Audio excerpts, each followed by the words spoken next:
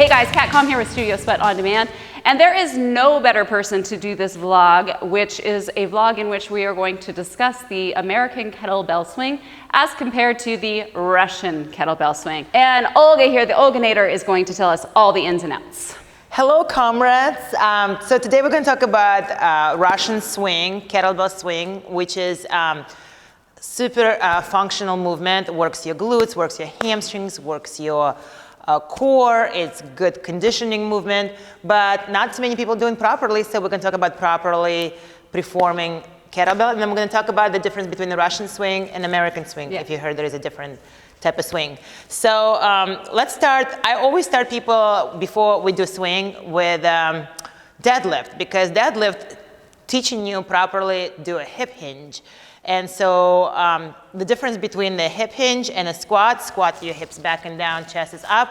Hip hinge, you send your hips back, you tilt from the hips, your knees are slightly bent, you have a neutral spine, your neck is neutral. Maybe Kat should demonstrate better. No, you nailed it. I think you're 100% right. So even with kettlebell, we'll do a basic deadlift. This is a squat, right? So that's what she's saying we're not talking about, because when you do the kettlebell swing, you're doing more of a deadlift type movement. So what she's talking about is hinging. I like to personally tell people, send your butt to the back wall and then just hinge from the hips. Okay, so that's a hinge movement as compared to a squat, which has the bend at the knees. Perfect. Okay. So second thing we're going to talk about is important to place a kettlebell in front of you on the floor before you do your swing.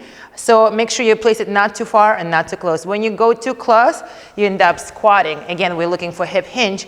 You want to place it a little bit further away, but not too far, because then you end up overextending and overreaching and rounding your back. So it should be just foot away from the kettlebell.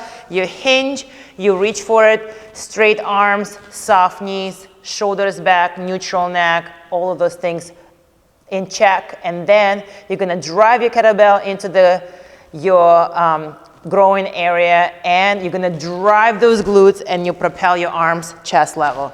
So that's the swing. You hinge, send your hips back of the wall, drive your glutes, and you drive the versus some people making a mistake. They're squatting, they're stopping, they're raising your arms and do shoulder front raise. That's not what we're doing.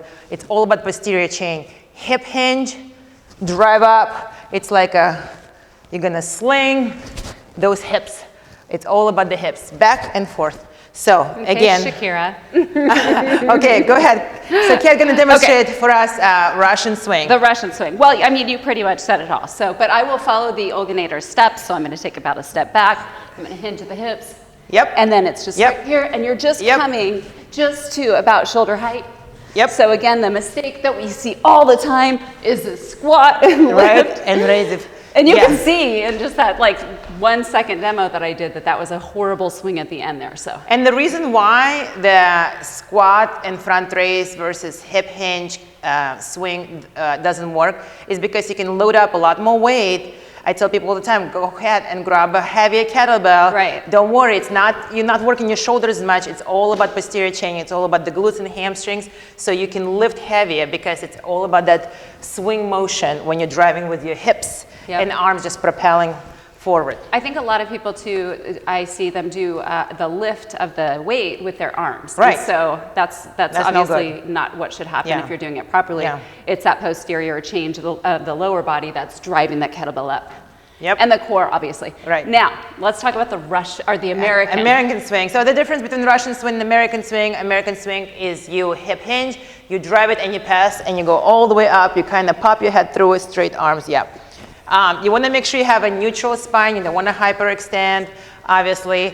But American swing, you're taking all the way overhead. So you probably want to take a little bit lighter load because it is a little bit more challenging. It requires a lot more range of motion. So it requires a lot more muscle fiber recruitment. So maybe not go as heavy as you would go in the Russian swing. So what you'll see too, and Olga, you can kind of point it out on my back. When you're doing the American swing, a common mistake is people will overarch their back. They'll actually overextend. So that's do not do.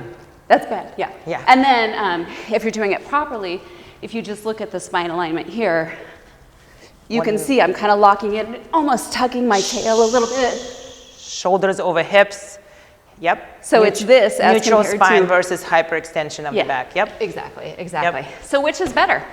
I think they have the both benefits. I like to do them both. I like to do all of the type of swings. I think they all have the benefits. You can do heavier weight with the kettlebell and the Russian swing. You can do a total metabolic, driving you harder up American swing.